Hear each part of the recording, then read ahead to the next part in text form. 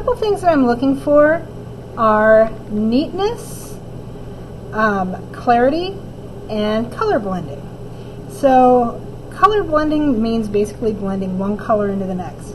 And typically my hair is usually somewhere between brown and purple. So I'm going to go ahead and blend the colors a little bit. You don't want to treat this like a coloring book. You don't want to have like one spot blue, one spot yellow, one spot orange. You want to make sure that you are kind of creating interest in your colors. So I'm going to go ahead, do a little brown down here. Sometimes I can leave a little white, sometimes my white's showing through. And then I'm going to very, very lightly add a little bit of light color up there because I want to make sure that I get my purple in there. So I'm not just having solid purple in that area, I kind of have a mixture of those two colors.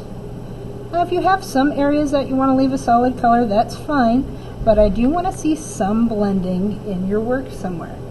I have a solid black shirt that has white flowers on it, and they're a little bit yellow in the center. But something I'm going to do with my black shirt here is I'm going to make it a little darker around the shoulders, just to kind of give a little bit of light direction from the front. Now if you want your light direction to come from the top, you can make the top lighter. But it does take a little bit of time to kind of color around, but I'm going to do a little bit of value going from dark to light as I go down, because that will give you the illusion that the front of the shirt is where the light is coming from.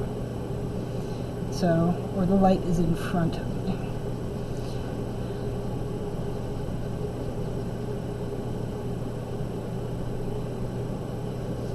And you can do this in either crayons or colored pencil. I am not particular, no markers for this project.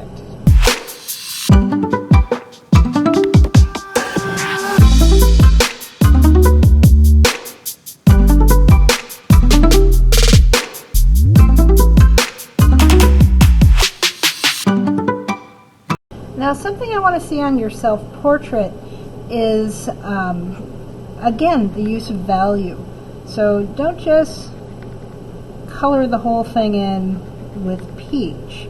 So, and while that looks like that's what I'm doing here, essentially what I'm going to do is I'm going to go back and I'm either going to use an orange or a brown, depending upon your skin tone, for my highlights. Now if you have darker skin, you might want to use like a tan and then a brown, or brown and then just press harder for a darker value. So it just kind of depends on what your skin tone is, so depending upon what colors you want to use.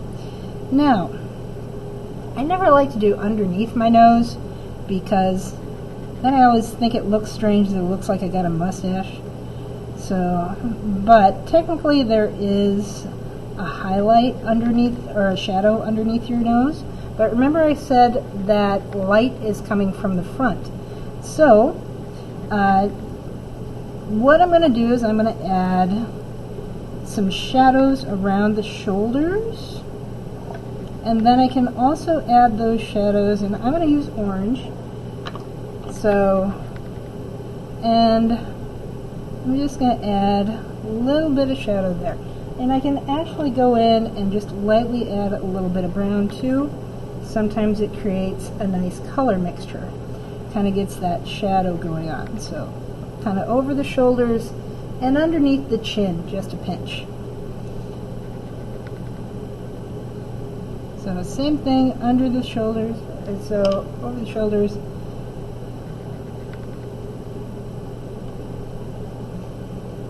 See, and that's going to make that face stand out a little bit.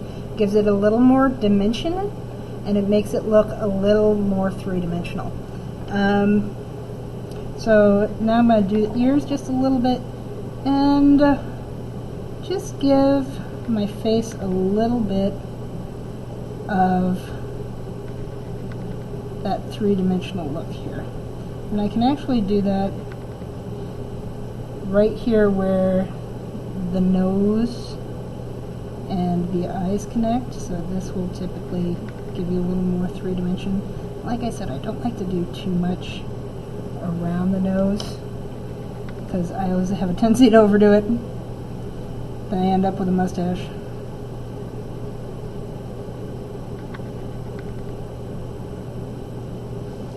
I'm just barely touching with the brown here, so I want a little bit of a more tannish look as opposed to an orangey look.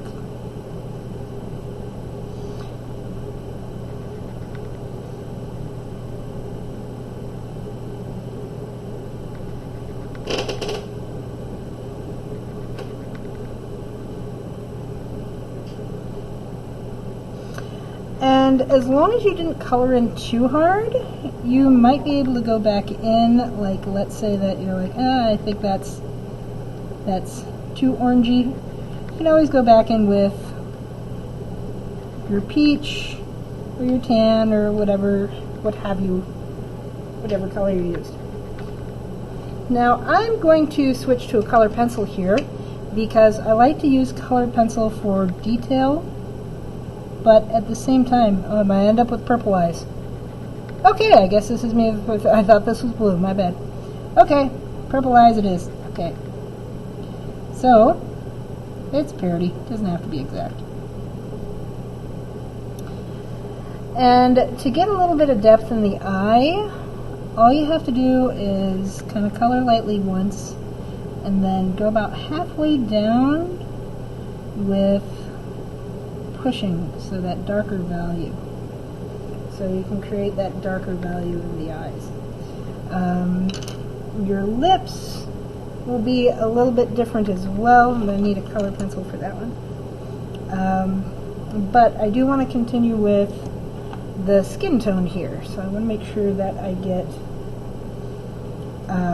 this all done in the same day. Sometimes if you come back with one area on a different day, then you either lose the crayon you were working with, or it just looks different because your brain's in a different place, and then you can't do it. So I highly recommend sticking with some of the areas that you want to have be the same shade or the same color on the same day.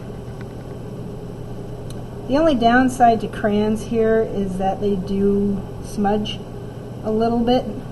Some people like the control of the colored pencil. Me, I'm kind of a speed demon, so I like to go and be done.